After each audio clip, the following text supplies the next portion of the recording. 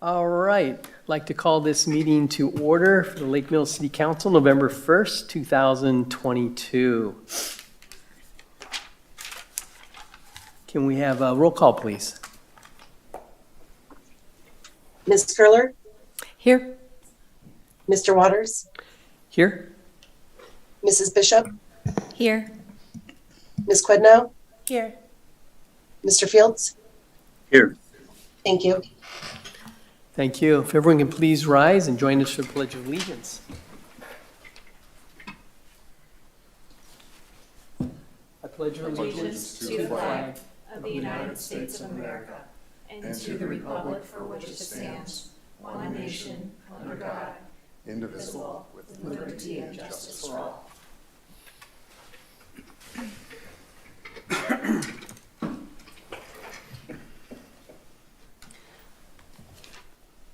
All right, next on the agenda is corrections and/or approval of the City Council work session minutes of October 17, 2022, and City Council regular meeting minutes of October 18th, 2022.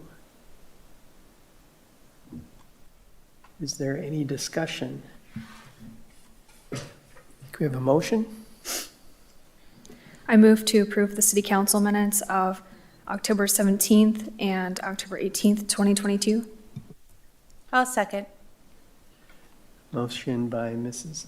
Bishop and second by Ms. Quidnow. All those in favor? Steve? All right, 5-0.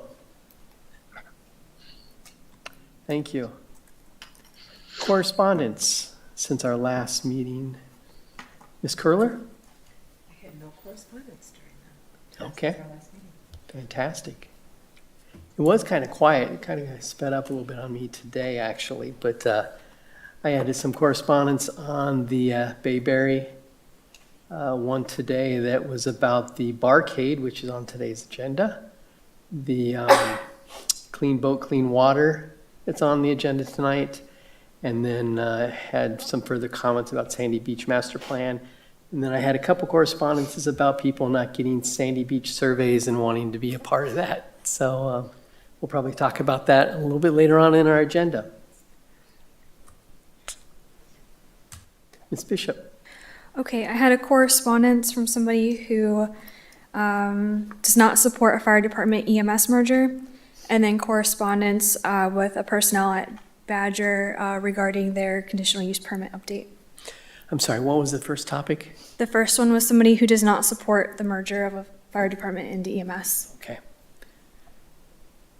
Ms. Quidnow? I had, it's a good thing I'm loud enough and can pick up other microphones.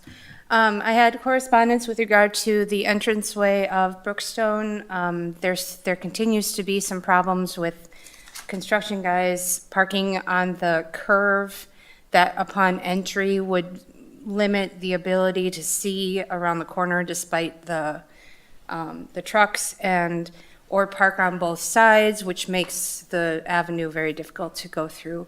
I know that there has been some action in regard to that, but unfortunately that it continues to happen. So I'm hoping that we hopefully we can get somewhere with that. Other correspondence is similar to yours, Mr. Waters, with regard to Bayberry Inn and Sandy Beach. All right, thank you. Dwayne, can you reach out to the folks over there by that Brookstone entrance and see if we can keep that a little bit clean? There was correspondence this morning in our department head meeting, Okay. and I believe Police Chief Steve and Paul were looking into it, and we're looking to address that after the meeting this morning. I have not had any follow-up. Drake, have you? Okay, Sorry. thank you. All right, next. Oh, Mr. Fields, sorry about that. When I can't see, I forget about you, I guess. Go ahead. Out of sight, out of mind. Yes.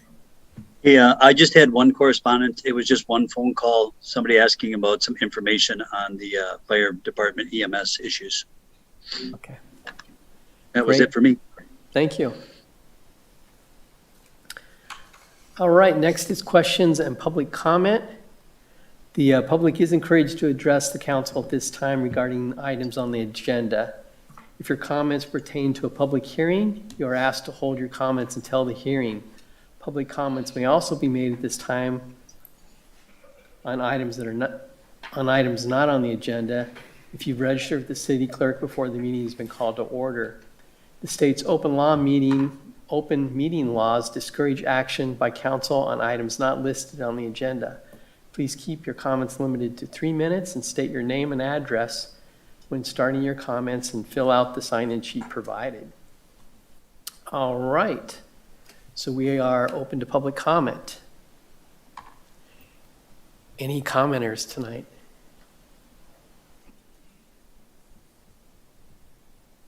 I don't see any in the gallery, and it doesn't look like there's any online as well. One more chance for comment. Seeing none, public comment is closed. City manager's report. Beyond what's included in your packet, the only thing I'd like to note is on Wednesday, November 9th, from 5 to 6 p.m. Downstairs, Chief Schroeder and I will be having a meet and greet. It'll be in the leader, and we'll plan on posting a notice of quorum in case members of the council would like to attend. And November 9th is Wednesday, it looks like. That's correct. All right. 5 to 6 p.m.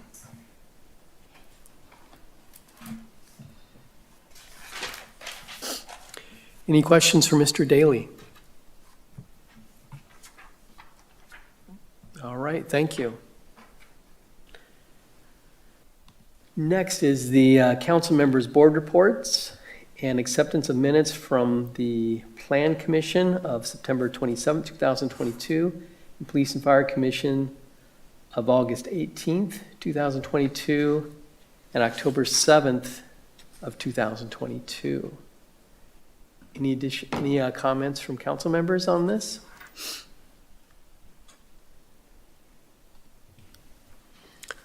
All right, seeing none, I will accept these minutes into our record, City Council's record. Council business, Resolution 22-55, recognition of city service, Brian Kane. Let me pull that up and read that real quick.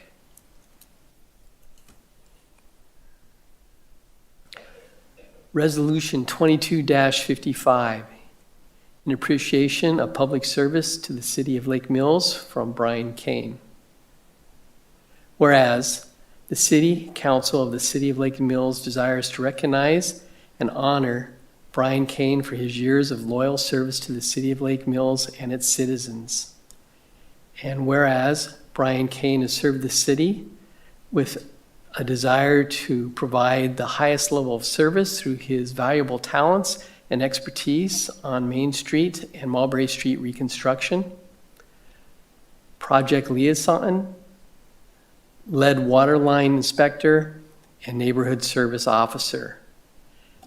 And whereas Brian Kane has devoted numerous hours to provide positive contributions to the operations of multiple city departments and operations-wide, demonstrating compassion, loyalty, dedication, and enthusiasm to the City of Lake Mills and its citizens. And whereas Brian Kane's professionalism, personability, and problem-solving skills have made a meaningful and lasting contribution to the betterment of the City of Lake Mills. Now, therefore, be it resolved that the City Council of the City of Lake Mills does hereby recognize the dedicated public service of Brian Kane and extend best wishes for his enjoyable retirement, adopted this first day of November 2022.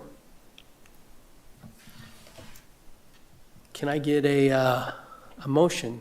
I'll make a motion to approve Resolution 22-55 in appreciation of the public service to the City of Lake Mills from Brian Kane. Second. Motion by Ms. Curler, second by Ms. Quidnow. City staff, comment. Would just like to extend our thanks to Mr. Kane and wish him a happy retirement. And we look forward to seeing you around town. And don't be a stranger.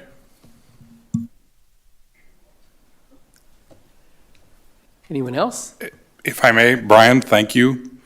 You were instrumental in many of the topics that are brought up in this resolution. When you first started with the lead line inspector, and keeping track of that data was very, very helpful. And through those large construction projects, Main Street and Mulberry,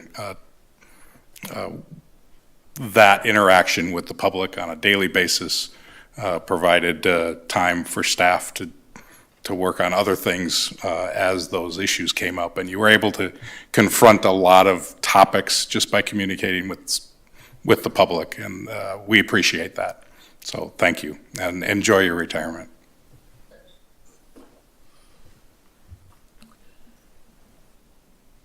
Mr. Kane, thank you for working with the public. I know going to the citizens with code issues is sometimes difficult and hard for people to understand, but thank you for those contributions and helping to smooth the way and improve relationships with the people of Lake Mills.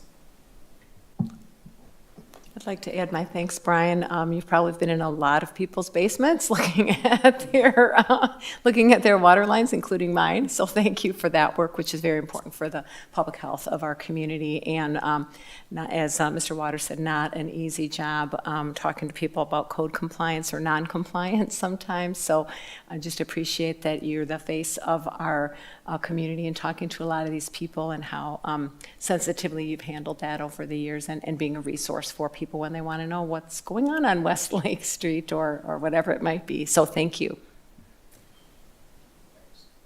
Yes. Brian, when my husband first moved here right before me in 2019, I think you were the first person from the city he talked to, and it was about our lead service laterals. And you were so nice and so helpful, and that really stuck with us and him because he was able to tell me about it. So we really appreciate that in your service. Thank you. I'll go. I don't want to interrupt Steve. That's why I was like waiting. Brian, I'm actually very lucky that I didn't get to meet you. So, I mean, not lucky in that way, but just lucky in the fact that I don't need to see you. But if I were, I would be so happy to have you in my basement. That sounds weird. Anyway, I appreciate all of the time and work that you put into this city and making it as awesome as it is, and it's people like you that make this city as great as it is. Thank you. Mr. Fields? Brian, thank you very much for your years of service. Job well done. Hope you enjoy retirement, and many blessings to you. Thank you. All right. Any other comments? Can we have a roll call, please? Mr. Waters? Aye. Mrs. Bishop? Aye. Ms. Quidnow? Aye. Mr. Fields? Aye. Ms. Curler? Aye. Motion passed 5-0. Thank you. Let me come out and shake your hand real quick.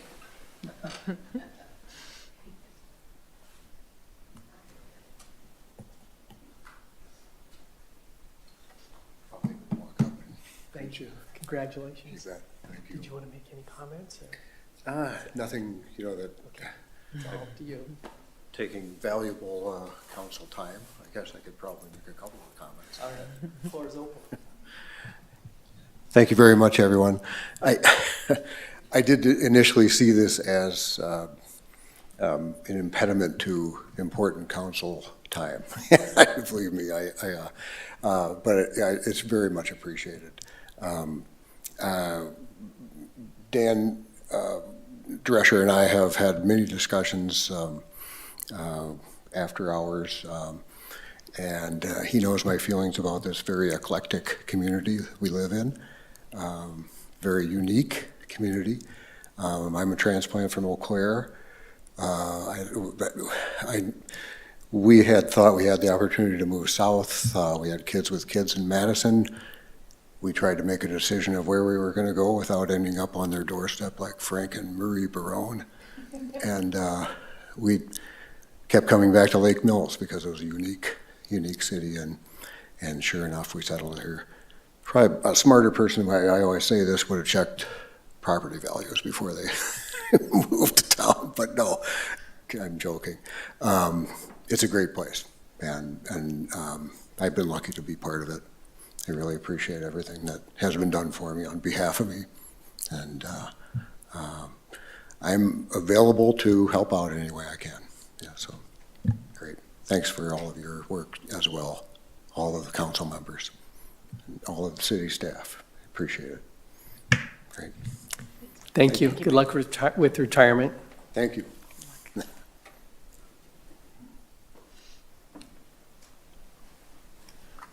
All right, next is update discussion on Sandy Beach survey. Mr. Daly.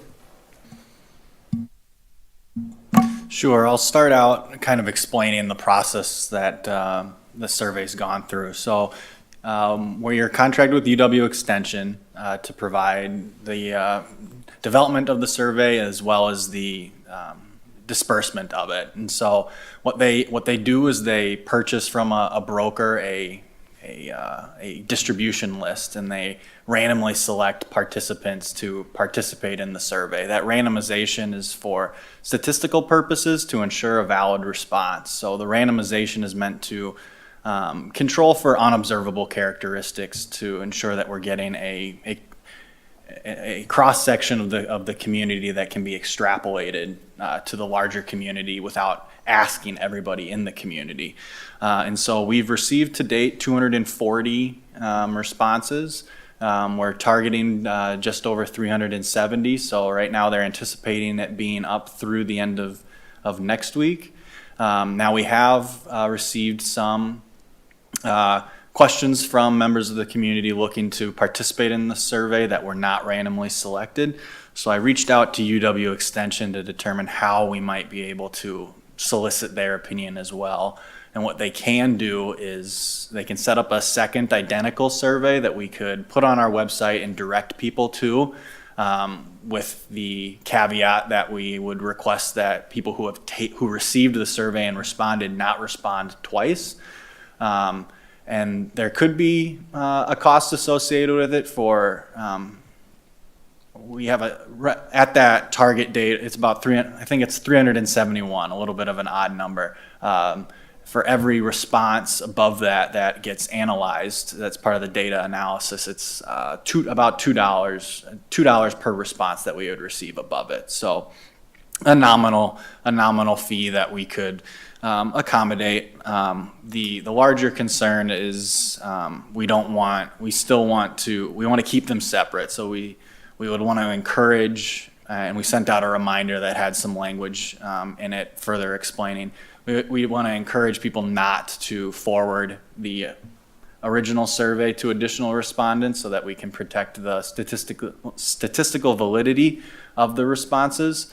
But we can, I can request UW Extension set up that second survey, but I wanted to get some thoughts from the city council members, because there's some risk that we could have, I guess, cross-contamination of the two surveys, which might jeopardize the statistical validity of the randomized sample, which is what we were trying to obtain with this survey, was something that we could extrapolate out to the community at whole by having a scientific survey completed. So like I said, we're at 240 responses. That survey's looking to close end of next week if we continue at the pace that's going. There's been, the original survey went out, then a reminder went out. We'll send out a third reminder to that list as well. Probably near the beginning of, end of this week, beginning of next week. So just looking to hear if there's thoughts on having UW Extension set up that second survey. We'd put it on our website, and as people requested the ability to participate that weren't randomly selected, we could direct them to that second survey and analyze that separately from the primary survey. So with that, it sounds like there's a question on the floor. So comments are open. I guess I didn't see hands going up quite a way, so I went ahead and started talking. Thinking, yeah. I guess with the sample size being so small, I was hoping that the numbers were higher. I didn't realize it was so small. If I knew that, I probably would have suggested we keep it just to the city population with such a small survey. But with that being said, in the amount of feedback that I've received so far, it would be nice to open it up to the community a little bit more. So I would be in favor of that. Yep. My only concern with that is how exactly we're going to make sure that there aren't double or triple entries. We can't certainly do it via email. We could do it by name, but there is a chance that there's going to be some discrepancy in terms of who is answering and how they're answering. So I would wonder what UW Extension's backup plan would be for that kind of situation. I can certainly ask. My anticipation is that the second survey we set up would just be additional information that we could take into account. The randomized the survey that's already out there that has the randomized sample will be the scientific result, and so the sample size that they're looking to achieve is one where it's the N value. The N value is high enough to have a statistically valid response rate, and so there might be some risk with the second survey, but the scientific results from the original survey will still be analyzed separately, and the additional responses would just be additional information we could take into account. And certainly there's some risk that someone could take it multiple times, but I don't know how high that risk would be, and you'd probably would be able to determine if you saw a discrepancy in the data. You may be able to weed out outliers of some kind that aren't consistent, but we would still have the original survey as well to kind of guide us with the scientific randomized results that we were looking for. Yes. I'm really excited to hear that there's a lot of people that want to provide their input. So I guess that's a good problem to have. I am concerned about the integrity of the scientific survey and making sure that we don't put that at risk. I mean, that's what we're paying for, is that scientific approach that is, as you said, going to be extrapolated to the community, and we want to make sure that that's preserved. I wonder if we couldn't provide other ways for people to give input that don't put any of the survey at risk. I mean, certainly people can come to city council meetings anytime. I'm sure this item will be on our agenda at other times, and if people have strong feelings, we can take that into consideration. I guess I would be a little bit concerned that if we took the exact same survey and then made it available on our website, it might create expectations from people that then take that their input will be considered in the same way as the 370, and it really won't. And so I guess I'm afraid we might be setting up some expectations from people in making the survey more broadly available that then we're not really going to be meeting. So I guess that would be my concern with creating this second survey. Yeah, it is a less rigorous methodology. It wouldn't have the same scientific randomization that controls for those variables that you can't observe. So it wouldn't. The second survey, you couldn't. The only conclusion you could draw from it is what the survey respondents said, right? The idea of a scientific survey is you can extrapolate that it's a reasonable reflection of the community at whole. So it would be viewed through a different lens, and it would be additional information, and the goal would be to explain it well enough. If we did put it on the website, explain it well enough that the people who received the initial survey would not be would it not be participating in that one, and that by providing the second option, maybe it will prevent people from forwarding the link to the survey that they received to other interested parties. So it's an imperfect solution, but those are some other items to consider with it. Yes. Mr. Daly, okay, at risk of jeopardizing the forwarding issue, is there not like a one-time use code that's provided with those emails that was sent out? I don't believe there was a code. I would have to double check. I didn't see each email that was sent out, so I can ask UW Extension, but I did not see that. Yep. When the email was sent out, and I'm sorry, I just did not memorize it, the demographics are asked for in the survey, correct? There are some demographic questions, as well as it starts with asking if you're a resident of the city, resident of the townships, and there's certain questions that only pop up if you respond as a resident of the city.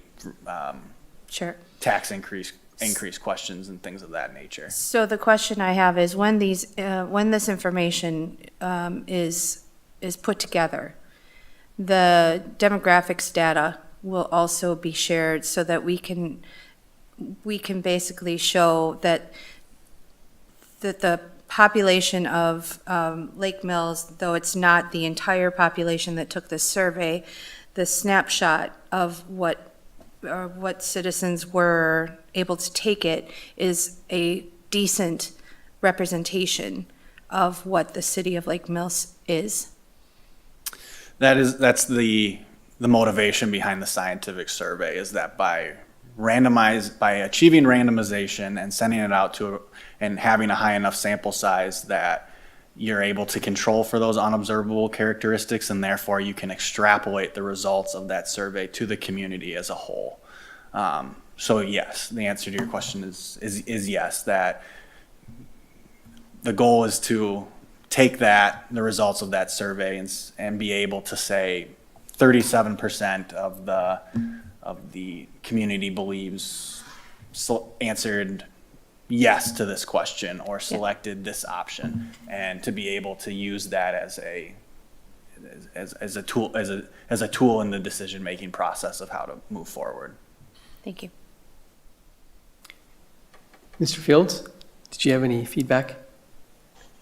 Yeah, I guess I kind of follow with Mrs. Curler also about concerns about if we send this out to additional people, they'll feel that their opinion is weighed equally. I go back to, we made a decision to do this scientific study with the survey. I guess I'd kind of like to just stick with the plan that we have and see what the results are first, and kind of make up our mind after that. On the comprehensive plan, do you know how many survey respondents we had on that? I'm sorry, I missed the first We did part. On our comprehensive plan, we did a survey. Dustin would probably know. Excuse me. Yeah. Is Dustin Dustin, online? do you recall? I believe it was about 700, and I could go back and pull the numbers, Okay. but very quickly. Sorry, wasn't expecting that, but I can certainly get you the numbers and put it in the chat. I guess what I'm driving at is that we delayed the Sandy Beach decision because we wanted to get feedback from the community, and we went out and we talked to different organizations throughout the city to get feedback from all these different organizations. Now we're doing a survey to the community that's limited, and there's a lot of people that want to give information. I think we should open it up and get that feedback, and I myself would weigh that feedback as much as I would any other feedback I get from the other survey. I would take feedback from both of those sections as important. So that's where, guess where I'm coming from. Yes. I wonder if we, I don't want to make more work or increase the cost, but I wonder if some kind of a modified or abbreviated survey might meet some people's needs that just want to have their voice be heard, and then that way it would hopefully not be confused with the more scientific approach. I also am mindful that, this is not the last step in our process. We are doing this and gathering information from the Economic Development Committee and Legendary Lake Mills to help us follow up with the two entities that responded to the RFP. So there's plenty of, there's going to be, it's going to give us an idea, if the vast majority in a scientific survey says they want no food service at all, well, that's going to give us some information. And there's nothing to say that we'll do exactly what the survey says. It's just more, as you said, more information. So I don't know. I'm just trying to think how to satisfy some of the desires of people who want to have their voice be heard, but not confuse it with the survey that we're paying to be done in a particular way. Sure. And if time allows and we're not in a huge rush, perhaps one solution could be that we wait until this survey is closed. It's about, a week and a half remaining estimated. And then after that is closed, then make a second survey available, so that then we'll know that the results from the first survey are locked in, that can be analyzed and locked in, and then we can solicit additional feedback on top of that following the close of that survey. And simply put the request out when we put it on the website that if you took the initial survey, please also do not also respond to this one. Your feedback has already been tabulated. Perhaps that is a compromise that we could move forward with. I guess I'm kind of caught there that I think this is strung on too long at this point. And I would like to limit the additional survey to maybe a 2-week period so that we can move on as quick as possible and keep things moving. So. How long did the emailed participants have to finish it or to complete it? Was it 2 weeks? We want to be consistent. It's more so based on response rate. So we keep it open until we achieve the sample size that we need to have the results be statistically valid. So Okay. It's been open since the morning of the 26th, and we received, so over the last week, little less than a week, we've received the 240 responses. That's pretty good. And we still have a little bit more yet, so hopefully people will check their emails. Mm-hmm. So you're saying that they would close it after they hit that target? They're closing on a date certain? It's not closing on a date certain. It's Okay. it's working to achieve the sample That size target. that's required from the distribution list that it was sent out to. But I think we likely could word the explanation of the second survey in such a way that we could limit disturbances to the primary survey in order to solicit that additional feedback. I think since that the second survey, it would not be scientific, we'd have less concerns about the statistical validity of the second survey. And so the focus would be on ensuring that the primary survey that went out that is hoping to achieve a scientifically valid response would still be protected. There is some risk. I can't discount that entirely, but if we're looking to increase the amount of response that we have, then we can certainly put it out there for a limited amount of time. And I'm not sure how much response we would receive on it. I've only received a few inquiries about it, as I'm sure you have all received several as well. So it may be the case that it's a limited number of people who want to participate in addition to it. So I think people will share it and, share it on Facebook and letter to the editor and whatever. And so I think it may generate some interest. I guess I'm, back to, I guess, just sort of a concern about having two surveys and what do people feel that they mean. I mean, worst case scenario, a second survey, which is not going through the same rigorous process, could have a different result, right? And that would create, there could just be a whole bunch of people that feel one way that, decide to all take the survey, and that then will be here, with sort of two different results, trying to figure out what does the community want. So I guess that's the other concern about doing that second one.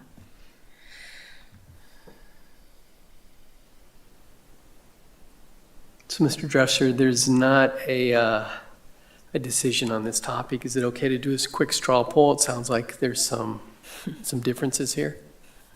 It basically depends on what you're going to advise. There's already a survey out there, so if it's along that line, if you're going to give some direction about your expectations administratively, I think that's appropriate. If you're going to kind of change the game, that should probably wait for a more appropriate open meetings notation and action. So I'm not sure. What I hear is the changing the game for me is spending additional funds, and we would need a motion for that. Okay. Or an actual resolution. Got it. Question. Would Yep. there be additional need for, if we did the survey as opposed to UW Extension doing the survey, would that be appropriate direction to take if city staff was to create the survey as opposed to our contractor? I wouldn't advise putting out anything other than an identical survey that's already out there. And the benefit of extension is they do the data analysis piece of it,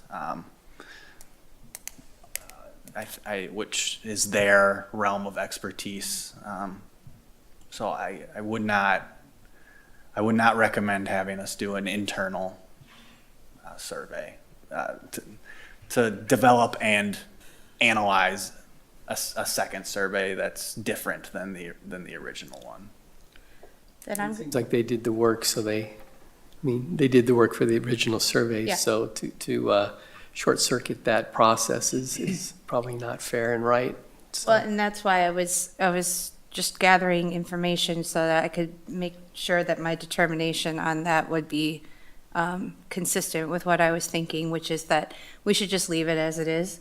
We should take the statistical information that we're going to get from this survey, which is apparently scientific, and we have to trust that this is going to be the best reflection of the community's wants and needs. And that way, then it also, I feel like it would prevent us from being in a situation where, like Ms. Curler was saying, we'd have one piece of information saying one thing and another piece of information saying another, and then weighing them equally would be very difficult, because one we know is scientific and the other we don't really know if it is scientific. So I'm siding with the idea that we stick with science and keep going with the way that things are. Well, it's obvious that we'll go over budget if we extend the survey. Hmm.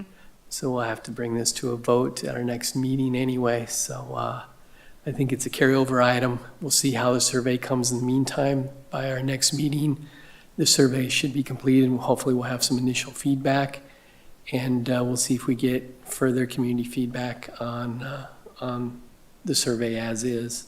And we have information to provide our constituents at this point on how the survey is being conducted and why it's being conducted this way. Right. I'm guessing that the information we'll get by expanding will be much the same as what we'll get from the scientific survey. It just gives people a chance to provide that feedback, and people love this town and they want to give their feedback about this town, and that's kind of what it's all about. So, are we okay with that?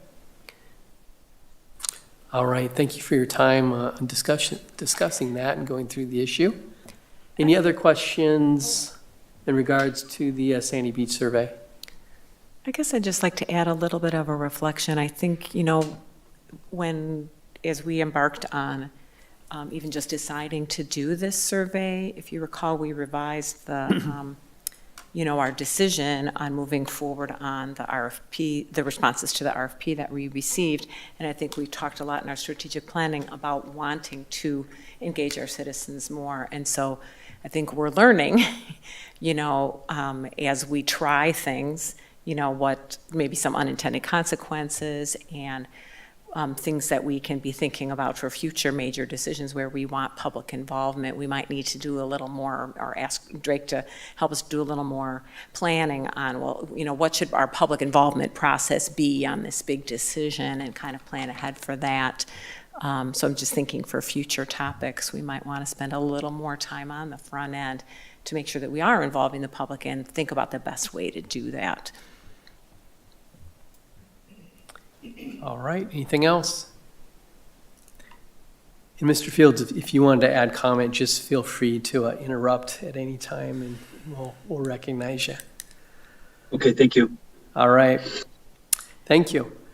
So next is item C on the agenda, which is discussion decision on requests for Class B beer retail license. It's City Council Motion 22-11-1-1. Misty, can you read that motion? City Council Motion 22-11-1-1, authorizing the granting of Class B beer license to Patrick's Barcade LLC, 201 North Main Street, Lake Mills, Wisconsin, and appointing Kevin Mitchell as agent. All right. Can we have a motion? I move to accept motion 22-11-1-1, authorizing the granting of Class B beer license to Patrick's Barcade LLC, 201 North Main Street, Lake Mills, and appointing Kevin Mitchell as agent. Second.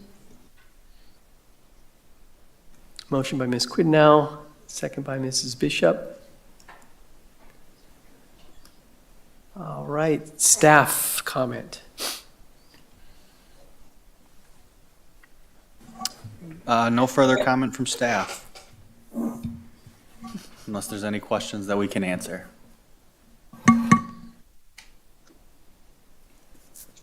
Any questions from council?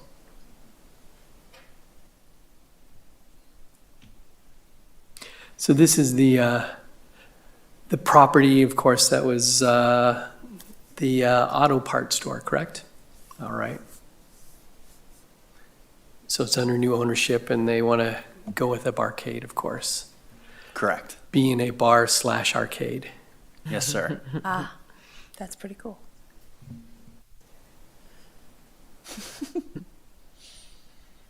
All right, any other questions? Seeing none, can we have a roll call, please? Mrs. Bishop? Aye. Ms. Quidnow? Aye. Mr. Fields? Aye. Ms. Curler? Aye. Mr. Waters? Aye. Motion passes 5-0. All right, thank you. Next is the discussion decision on 2022 Clean Boats, Clean Waters. It's City Council Motion 22-11-1-2. Misty, can you read that motion, please? City Council Motion 22-11-1-2, directing the Facilities and Grounds Director to apply to the Wisconsin Department of Natural Resources for Clean Boats, Clean Waters grant. Can we have a motion? I'll make a motion to approve motion 22-11-1-2, directing Facilities and Grounds Director to apply for a Clean Boats, Clean Waters grant. Second. Motion by Ms. Curler. I believe the second was Mrs. Bishop. All right. Going to have the hearing checked on my left side, I think. But Should I have an accent? Would that help? we're all good. We're all good. Okay. Thank you. City Council comment, staff comment. Memo from Director Schreiner is included in your packet. He's also in attendance virtually to answer any questions. This is an annual approval of the grant to fund the city's continued participation in the program. The only change this year is that we will be administering the program independently ourselves. The town is submitting a separate application, which they have done in the past, but we will each be managing our own launches. So in the past, the township kind of coordinated that effort, and Correct. now it's separate? Yep, we would funnel our grant award to the town for administration of the program. But after Director Schreiner had some conversations with the town, and and the preference is to manage them separately at this time. Eric, do you have any further comment? Yeah, I spoke with city clerk or town clerk Robin Unz, as well as town chairman Tom Buchel, and just the amount of administrative hours that they would put into this was just a lot for them to handle. Only delegating time onto the township to own boat launches would just free up a little bit of their administrative time, and that would just leave me in the role of managing the program for the city's launches. So it was basically just an employee time decision based on the township.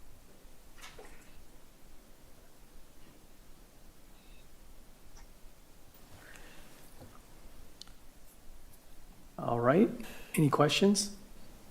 Yes. Yeah, Eric, I've got a couple questions, and the last thing you said is related to one of them. So I'm assuming on the application, it says that the city's local share would be volunteer time and cash expenses. Does that include your time to hire, train, and supervise the employees, or would your administrative time be above that $1,000? That would be separate. The way that I would look at it is volunteer time and cash expenses would be basically for the, I guess you could say, payroll or funding of the actual inspection hours that are on there, as well as any required training time periods on it. So it's something that my time would not be included in this 1,000 hour or 200 hours.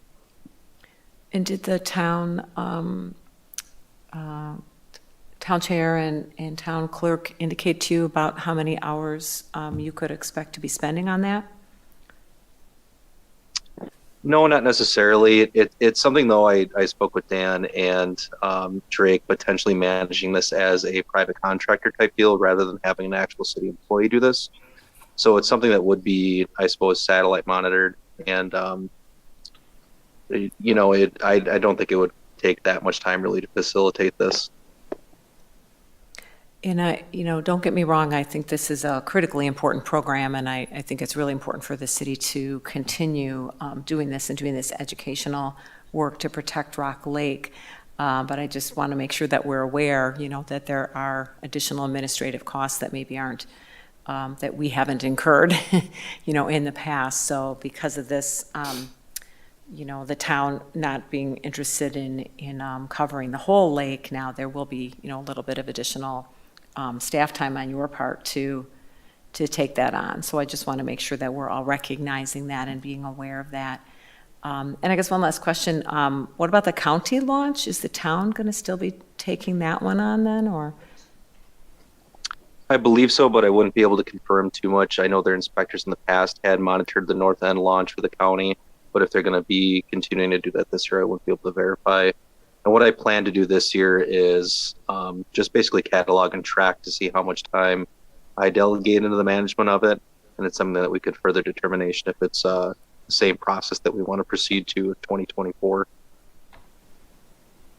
That makes sense. Yeah, I kind of learned from it.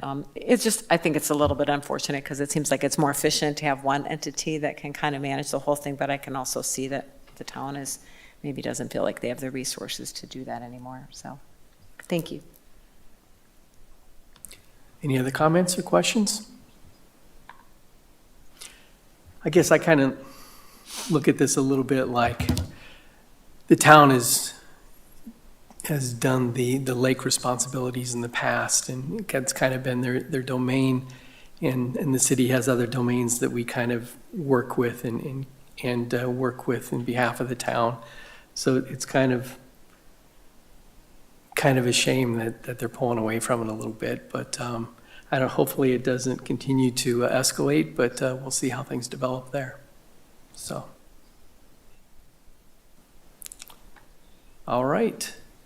Any other comments?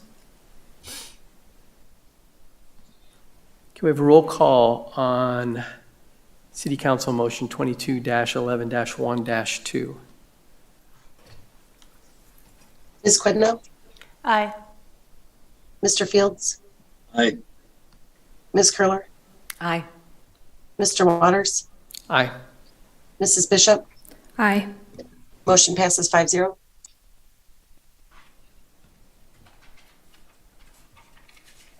Thank you. Next is Ordinance 1246A.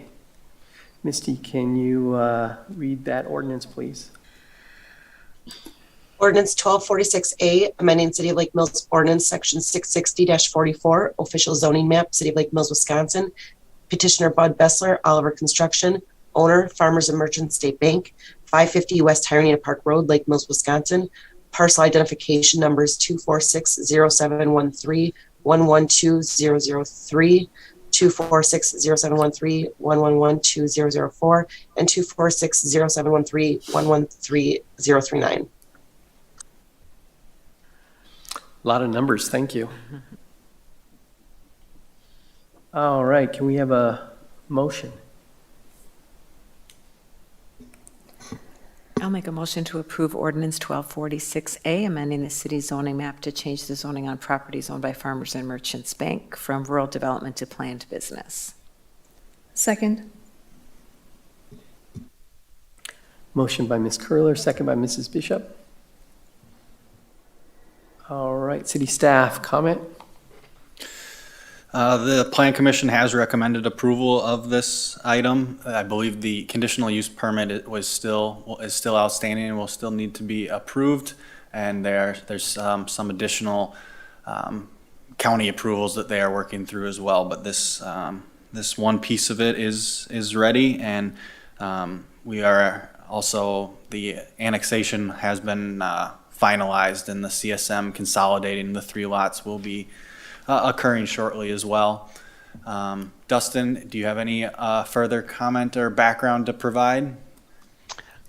Just very quickly, when the city annexes properties, we bring them in as rural development. That's kind of a more least intensive zone, and obviously a final zoning needs to be applied to it. This is a site that home they acquired later in their kind of development process to increase the size of their site.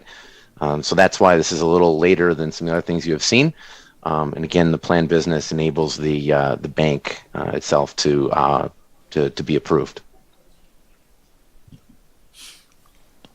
All right, and that was the third reading tonight as well, right? Mm-hmm. And just to clarify, I made an error earlier in an October meeting. The city council did approve the conditional use permit, so the remaining approvals will be administrative as we await the approvals from the county before we finalize the site plan approval at the administration level.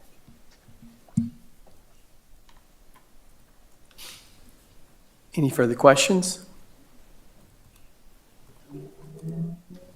All right, so it is a third reading, so we would take a vote on ordinance 1246A tonight. Roll call, please. Mr. Fields? Aye. Ms. Curler? Aye. Mr. Waters? Aye. Mrs. Bishop? Aye. Ms. Quidno? Aye. Motion passes 5-0. Thank you. All right, next is Resolution 2256. Misty, can you read that, please? City Council Resolution 22-56, Conditional Use Permit Declarations and Findings. Ned Gustafson and Jane Barthell, grading, filling, and excavation on a slope greater than 20% within 300 feet of the ordinary high water mark of Rock Lake for the purpose of redevelopment of a boathouse and stairs within the vision and access corridor and alternative vegetative cutting plan, 623 Ray Street, parcel identification number 246-0713-1142-008. Can we have a motion, please? I move to approve City Council Resolution 22-56 for Ned Gustafson and Jane Barthel for the property located at 623 Ray Street. Second. Motion by Mrs. Bishop, second by Ms. Quidnow. Staff comment? With your permission, I'd ask Dustin to give a brief description of the item at hand and a summary of the Plan Commission's recommendation. Thank you. So this is obviously a shoreline property. This is a very steep slope along the shoreline, exceeding 20%. There is an existing boathouse and stairs on this property. I would really like to commend the property owners and their consultants. They've worked diligently with the city staff over a number of months on their proposed plans, and you can see it in the plans that they've submitted. Very complete submittal, very detailed about what they want to do. So they want to remove the kind of dilapidated boathouse that's there and stairs and replace it with a new boathouse, larger boathouse and stairs. And they want to shift the view and access corridor a little bit. So in doing so, they have provided details for an alternative cutting plan for the shoreline and its restoration. Their plans do very clearly detail the number of overstory trees that are going to be preserved. There's a series of large cedars, walnuts, and locusts that are going to be preserved, and really it's the understory stuff that's being kind of cut and replaced with grasses and sedges and thrushes to stabilize the shoreline and to kind of improve the understory component of the shoreline. The new view and access corridor area is shifting a little bit. One of the recommendations that came from the staff was the planting of a new tree in that access corridor kind of area where the old stairwell was. So that's one of the recommendations coming out of this. In the memo that was put together for the Plan Commission, I'll say that there's kind of a laundry list, if you will, of I'll say conditions, but really there's some standard ones that we have had related to annual reviews of the project area for 2 years to ensure that what they say they are going to build and install and plant gets planted, and that it takes over time. That again, an amendment to the landscape plan to include a deciduous tree in the area that we've highlighted, and then a series of conditions that are outlined in the zoning ordinance. I won't walk through all of them, but those come from the zoning code and are consistent with previous approvals that we've had on the shoreline, and then of course any technical requirements by the engineer, fire department, and public works staff. Certainly can answer any more detailed questions that you may have, but that's really it in a nutshell. Thank you. Questions? Yes. Thanks, Dustin, for going over that. And I had sent Mr. Daly some questions earlier that Brian Carranza was kind enough to respond to. So that helped address some of my questions. I found it a little bit confusing looking at the restoration plans from Good Oak and then the plans from their other consultant, where I wasn't sure whether the overstory was going to remain or not, because the Good Oak was just kind of like it was all colored green. And then their Yes. vegetation plan was all, low-growing plants. And so it isn't until you look at the detailed notes that you see, which trees are remaining and which trees are to be removed. So thank you, both Brian and Dustin, for clarifying that. I guess the one thing I was still a little confused about, and I appreciate your requiring that the one basswood tree that's outside of the viewing and access corridor, that's going to be interfering with the construction, and that would be replaced. But it appears it's going in an area that has to be restored anyway. Is that right? The area of the old steps that does have to be restored. Yes, that is correct. It does have to be restored, but they were going to put grasses and brushes and such in that area. And again, Brian Carnes is a landscape architect, so he's recommending that bass would be replaced in that corridor or in that old stairwell area. So Okay. so there is a vertical element. Got it. And so the planner's memo requires that the landscape plan is amended to identify the location of a deciduous tree in the area highlighted in Figure 8. So that's that yellow area, the former steps. So is there a size or that would be required by ordinance, or, because if they're removing a 4-inch tree, it would be nice if something similar in size could go in its place, but I know maybe planting a 4-inch tree, I think Brian said that wouldn't necessarily take root very well. So, is there anything further that we could or should do to make sure that there is a decent size tree going in, that it's a native species? What else could you suggest, Dustin? So we absolutely require native species. That's spelled out in the zoning code, and it's something staff works with them on. Our minimum size requirement is 2.5-inch caliper. As Brian had indicated, trees of that size thrive better than larger trees. There's just a little bit of a crapshoot on larger trees taking root and kind of flourishing over time. There is certainly nothing to prevent the council from saying, well, one 2.5-inch tree, maybe two 2.5-inch trees in that area, or in the Vunac, the disturbed area, would make up for a 4-inch tree. There's certainly nothing to preclude you from requiring that. We, again, I don't want to say that we went kind of with the basic, but we went for a number of tree versus number of tree rather than diameter inches for diameter inches. But again, you certainly could make that requirement that it's 2 trees. That would be a minimum of 5 diameter inches that get replaced on the site.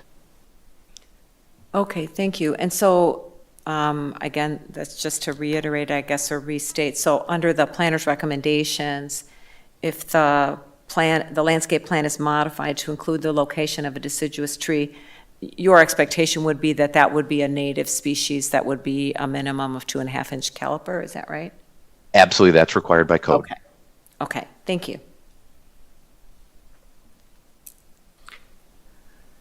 Dustin, this is Greg.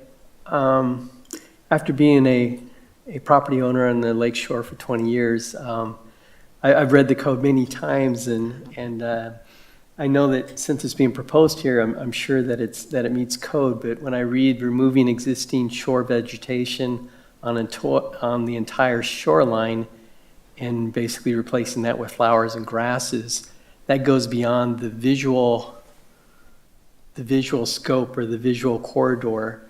Does that meet code? That does meet code. You are enabled to remove a lot of understory or ground cover elements. It's important to note that there's a lot of invasive species as understory or ground cover elements, buckthorn and such. Those are not desired. They take a lot of maintenance. The plan that has been brought forward for this property has a lot of native prairie plantings as the understory. And then again, they do really have some nice specimen trees on the site that are being retained. So we do feel that in the long run, you're going to result with better shore cover and aesthetically just a better looking shoreline. Keep in mind, this is not a flat ground. This is a 20% slope area. And then the restoration will also include the top of the ridge, if you will, so extending back into the property, and then will be managed over time, which would include controlled burns, which is pretty typical for prairie grasses to ensure their hardiness and diversity over time. So, Okay, thank you. I just want to make sure I had clarity on that. yeah, again, if I had to say, I would really like to commend the property owners for working very hard with the city on this. As many of you have seen over the last number of years, we do get kind of the spectrum of plans and such, and you can see that a lot of time and energy was put forward with this. They are working with the WDNR and trying to get a grant as well to offset some of their costs, but they really do have a wonderful plan to bring forward. Thank you. Did you have a question? Oh, just with respect to your last question, Mr. Waters, I think that's where the alternate vegetation plan comes in, right? Like normally you wouldn't be allowed to clear vegetation outside of that viewing access corridor, but they are going through this process. Am I understanding that right? Where they have to get approval for an alternate vegetative plan. That is absolutely correct, that they can't just go out there, clear cut, and not have a plan moving forward. So, again, to enhance the health of that shoreline, they are bringing forward, I'll say, a very detailed plan for removal of that undergrowth, some of that scrub and invasive species, to replace with something that in time will be a much better shore cover. Any other questions or comments?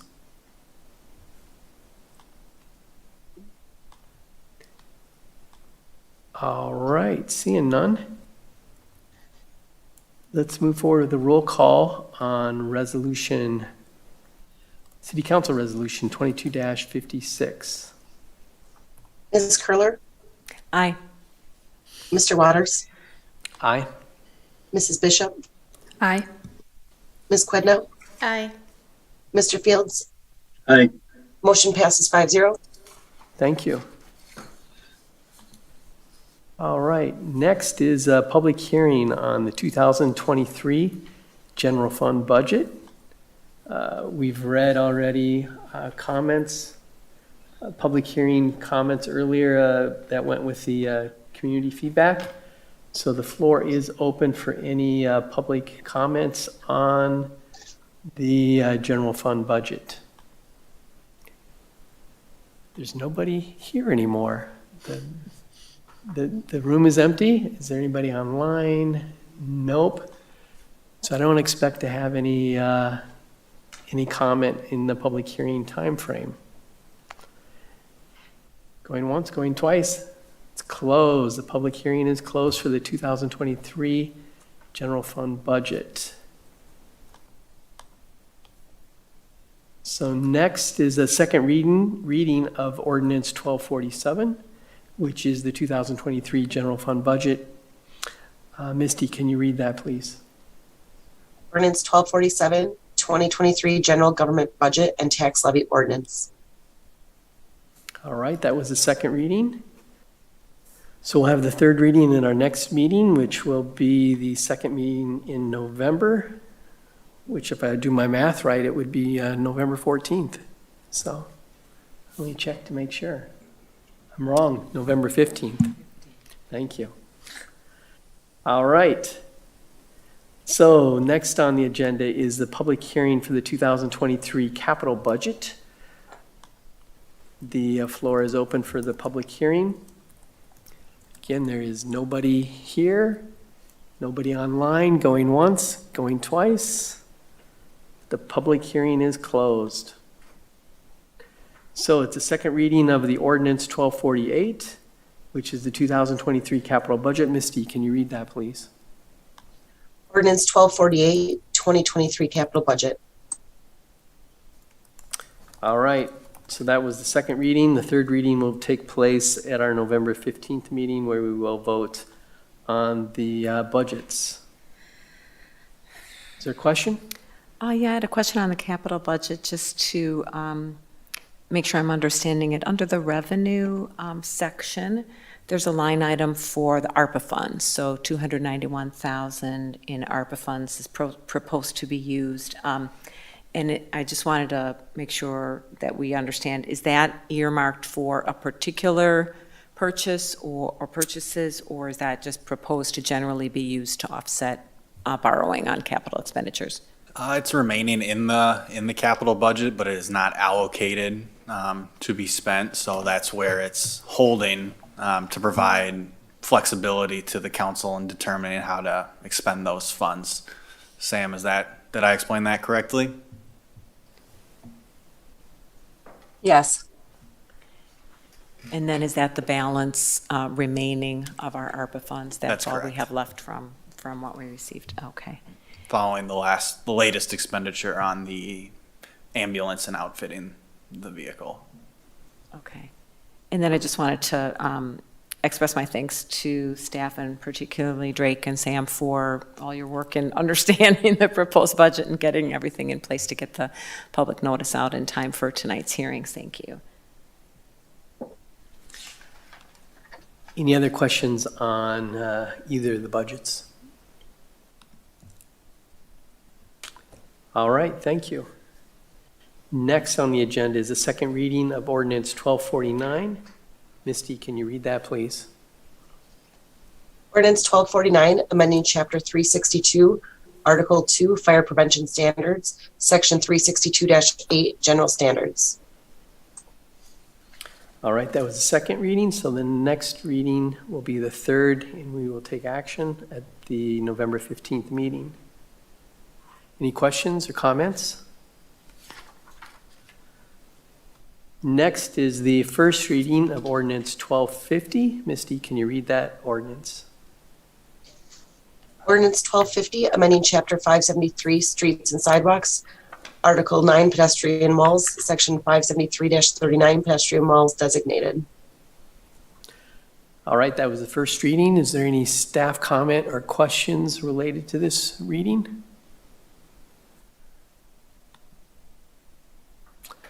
Seeing none. Since you brought it up. All right, go ahead. This is akin to Ford Court or the Main Street alleyway that have been designated as pedestrian malls. What that specifically does under our ordinances is eliminate the ability to introduce other forms of traffic on the right-of-way. I think skateboards are outlawed. Vehicular traffic, motor vehicles is outlawed.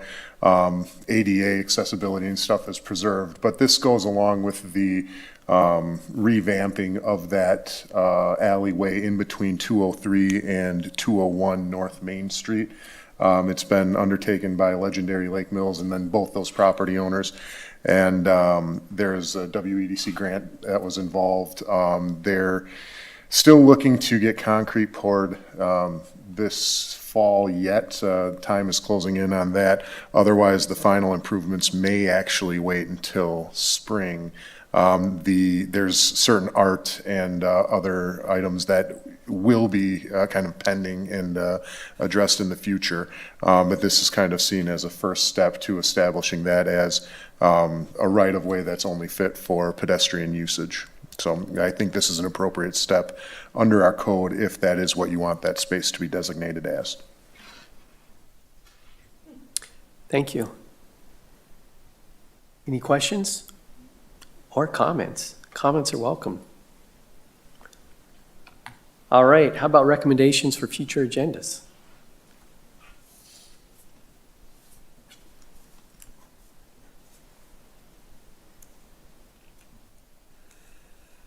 Mr. Fields? No, I'm good. All right, I didn't want to miss you on that important piece here. All right, seeing nothing in the recommendations for future agendas, I'd like to ask that we convene into closed session to discuss employment matters regarding City Council confirmed appointed officials pursuant to Wisconsin Statute Section 19.85.